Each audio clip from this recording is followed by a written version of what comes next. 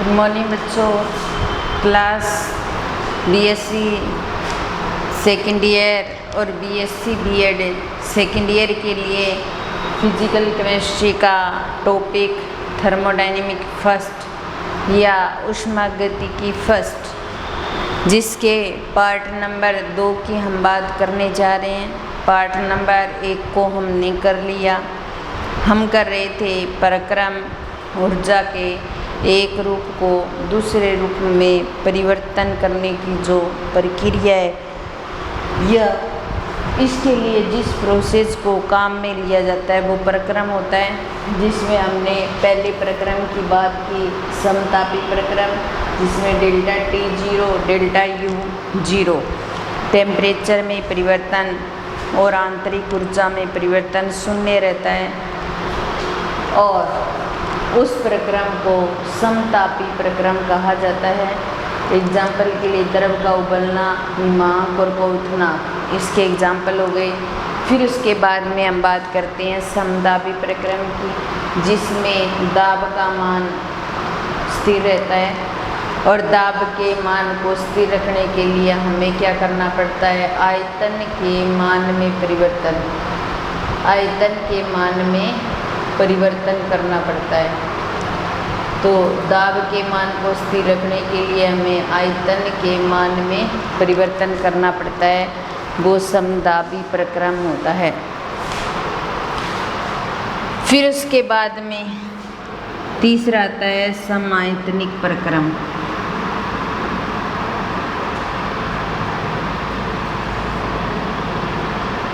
समायतनिक प्रक्रम, समायतनिक प्रक्रम ऐसा प्रक्रम जिसके अंदर आयतन में परिवर्तन होता है। आयतन में परिवर्तन का मतलब हम ऐसा कह सकते हैं कि आयतन में परिवर्तन शून्य होता है। डेल्टा V का मान क्या होता है? शून्य होता है। अब हमें क्या करना है? आयतन को स्थिर रखना है, और आयतन को स्थिर रखने के लिए हमें क्या करना पड़ेगा? दाब में परिवर्तन करना पड़ेगा। ऊपर क्या था हमारे पास? हमें दाब को स्थिर रखने के लिए आयतन में परिवर्तन करना पड़ रहा था। यहाँ समायतनिक प्रक्रम है, आयतन स्थिर रहेगा, और आयतन को स्थिर रखने के लिए हमें क्या करना पड़ेगा? दाब में परिवर्तन करना पड़ेगा। इसके अलावा एक होता है रुदोषम प्रक्रम। रुदोषम प्रक्रम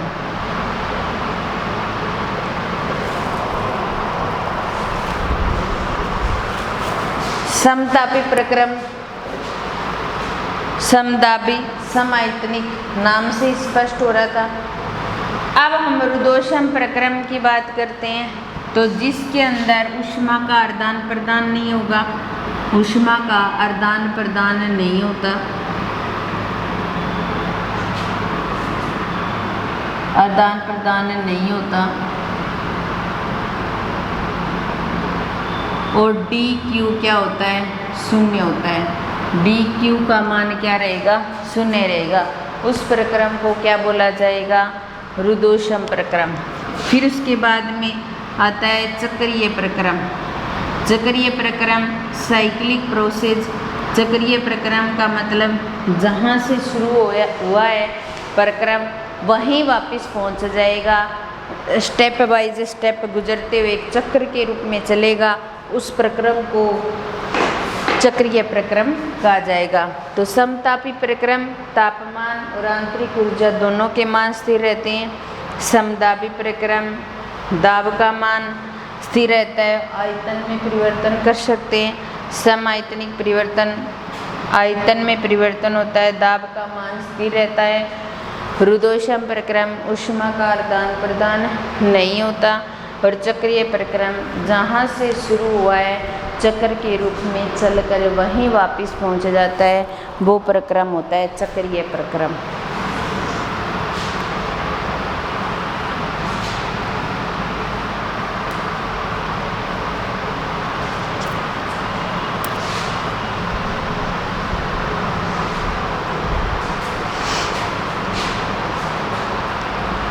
हम अवस्था की बात करते हैं। एक होता है अवस्था फलन,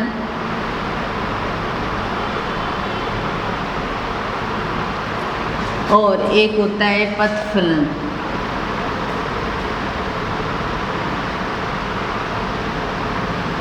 एक होता है अवस्था फलन, एक होता है पथ फलन।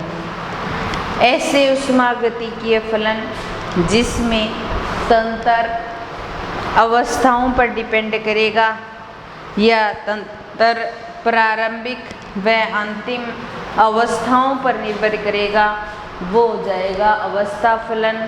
और पथ फलन जो ऐसे फलन जो अवस्था पर निर्भर नहीं करते, उस पथ पर निर्भर करते हैं जहाँ से वो चल रहे हैं, वो हो जाएगा पथ फलन।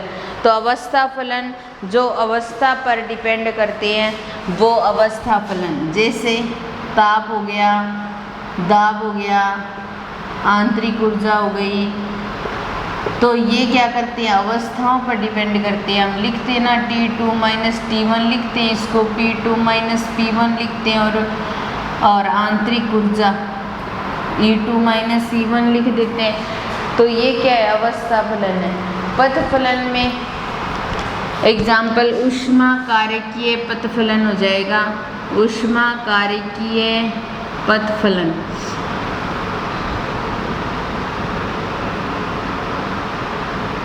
ऊष्मा कारकीय पथ फलन।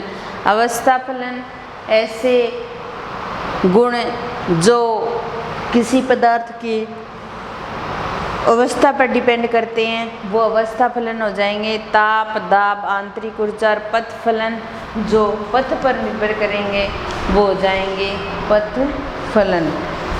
उसके बाद में हम बात करेंगे प्रक्रमों की। कुछ प्रक्रम जैसे पहला आता है उत्क्रमणीय प्रक्रम। उत्क्रमणीय प्रक्रम और दूसरा है अनुत्क्रमणीय प्रक्रम।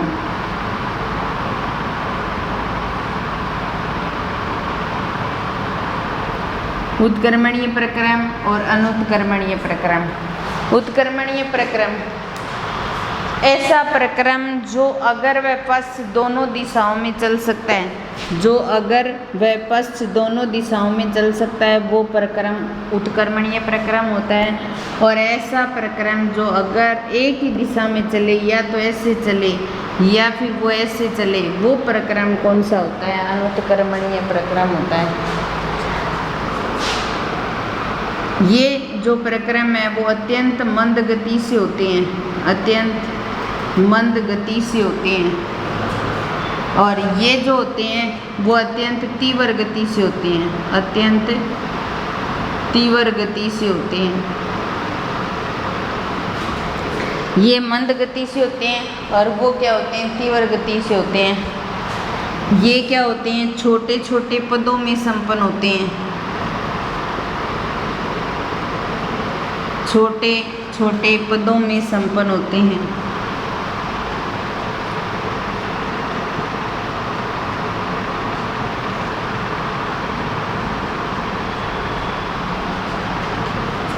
और ये बड़े पदों में संपन्न होते हैं, बड़े पदों में संपन्न होते हैं।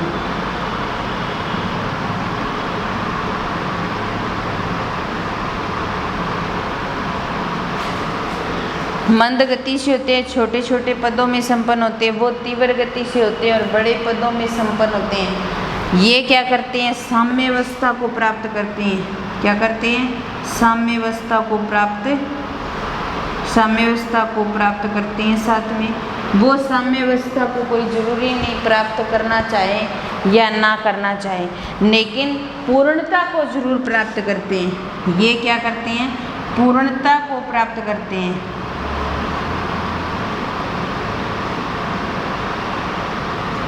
पूर्णता को प्राप्त करते हैं। इसके अलावा ये किसी भी दिशा में संपन्न हो सकते हैं, ये किसी भी दिशा में संपन्न हो सकते हैं, या अपने ऐसे कह सकते हैं दोनों दिशाओं में संपन्न हो सकते हैं। लेकिन ये क्या करते हैं, एक ही दिशा में संपन्न होते हैं। क्या वो करते हैं, एक ही दिशा में संपन्न होते हैं। ये क्या करते हैं, एक ही दिशा में संपन्न होते हैं। ये अधिकतम कार्य को प्राप्त कर सकते हैं। इनके द्वारा जो कार्य होगा वो अधिकतम हो जाएगा। तो ये क्या करते हैं, अधिकतम कार्य को प्राप्त करते हैं।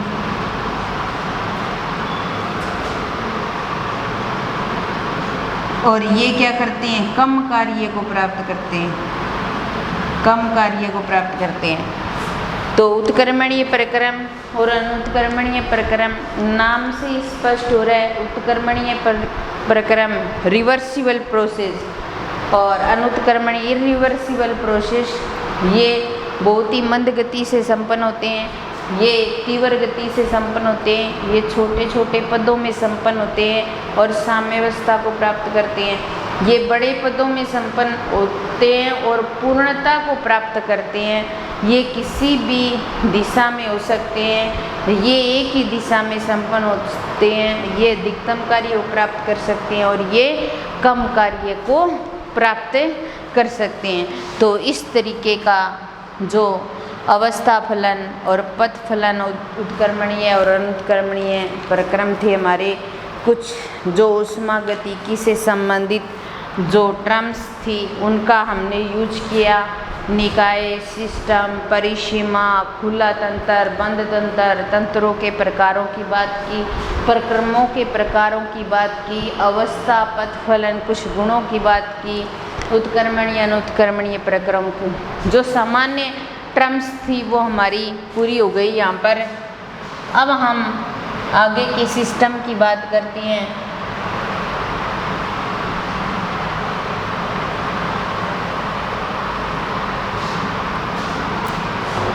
सबसे पहले आता है ऊष्मागतिकी का प्रथम नियम।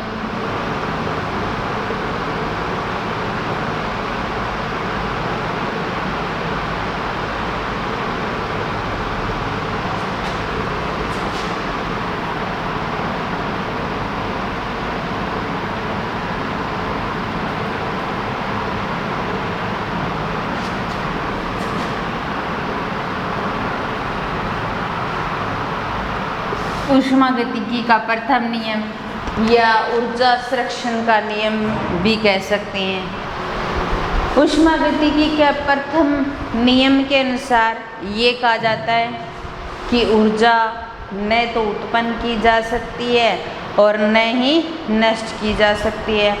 ऊर्जा को न तो उत्पन्न किया जा सकता है और न ही नष्ट किया जा सकता है। हाँ, एक रूप से दूसरे रूप में जरूर परिवर्तित कर सकते हैं हम।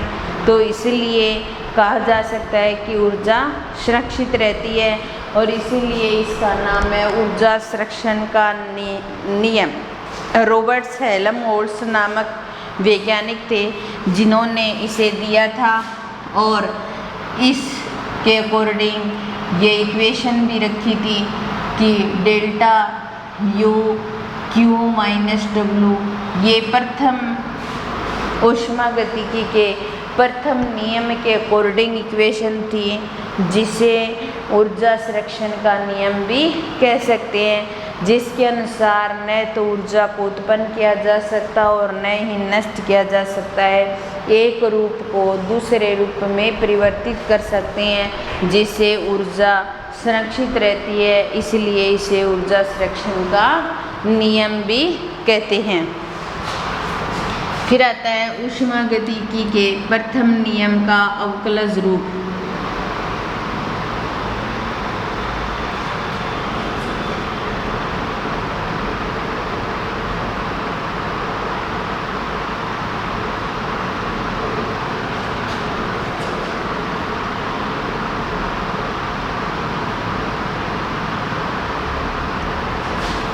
ऊष्मागतिकी के प्रथम नियम का अवकलज रूप। ऊष्मागतिकी के प्रथम नियम को D U del Q minus del W, ये ऊष्मागतिकी के प्रथम नियम के अनुसार इक्वेशन है, ऐसे लिख सकते हैं। हम ये कहते हैं कि आंतरिक ऊर्जा जो होती है वो फंक्शन होती है प्रेशर और टेम्परेचर की। नंबर एक इक्वेशन मान लें। इक्वेशन एक का अवकलन करने पर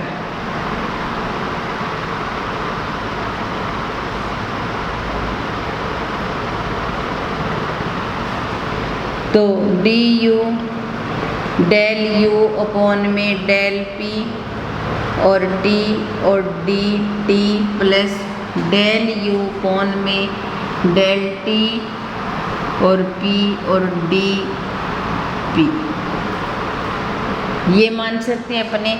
हमने क्या किया, एक बार स्थिर टेम्परेचर रखा हमने और एक बार स्थिर टेम्परेचर रख कर के प्रेशर के सापेक्ष किया और एक बार स्थिर प्रेशर रख कर के टेम्परेचर के सापेक्ष अवकलन किया। इसके अलावा हम ये भी मान सकते हैं कि आंतरिक ऊर्जा जो होती है वो फंक्शन होती है टेम्परेचर और वॉल्यूम के। तो यहाँ पर भी हम अवकलन करने पर ऐसा लिख सकते हैं, अवकलन करने पर तो डी यू बराबर डेल यू अपॉन में डेल टी और वी और D T plus del U upon में डेल वी और टी और डी वी।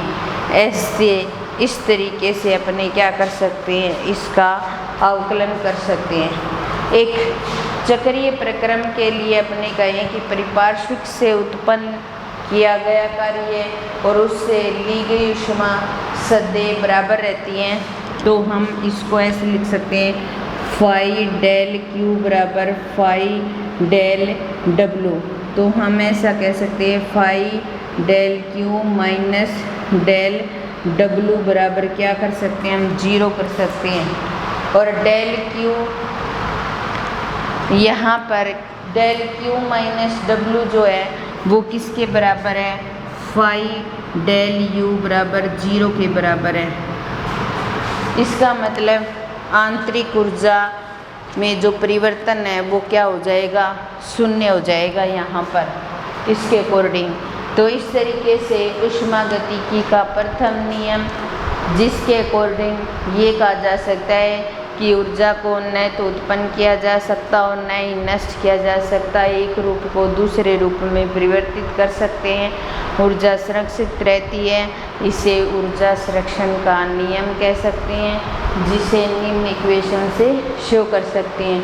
प्रथम नियम का अवकलज रूप D U del Q minus del W U बराबर फंक्शन है पी और टी, अवकलन करने पर यह आ जाएगा। फिर यहाँ पर और u जो होती है वो फंक्शन है टेम्परेचर और वॉल्यूम की, अवकलन करने पर यह आ जाएगा। ये था ऊष्मागतिकी का प्रथम नियम। एक बार हम अवकलन कर रहे हैं स्थिर टेम्परेचर रख करके प्रेशर के सापेक्ष, एक बार हम अवकलन कर रहे हैं स्थिर प्रेशर रख करके टेम्परेचर के सापेक्ष। इसके अलावा बाकी जो चर्चा है वो हम नेक्स्ट क्लास में करेंगे। एक बार आज की क्लास यहीं समाप्त करते हैं। धन्यवाद।